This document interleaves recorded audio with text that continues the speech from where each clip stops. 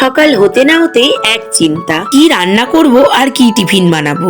রোজের একঘেয়ে রান্না যেমন ভালো লাগে না, রোজের এক টিফিনও ভালো লাগে না। ভাবলাম আজকে না হয় অন্যরকম কিছু বানানো যাক, তাই বানিয়ে ফেললাম আজকে চিড়ের পোলাও।